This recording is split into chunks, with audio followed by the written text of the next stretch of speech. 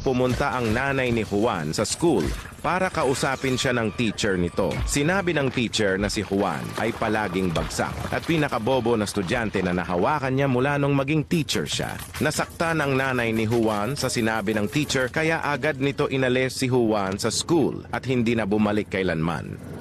20 years later, nagkaroon ng kakaibang sakit sa puso ang teacher at ang tanging solusyon ay operahan ito ng nag-iisang doktor sa hospital. Ang doktor na ito ang pinakamagaling sa buong hospital. Naging success ang operasyon ng teacher. Unti-unti niyang minulat ang kanyang mata nang makita niya ang isang gwapong doktor. Parang may gusto ito sabihin. Ngunit biglang namutla ang muka nito at biglang namatay. Nagulat ang doktor at nagduda kung bakit nangyari ito. Pagtingin niya sa likod, nakita niya ang kaibigan nating si Juan.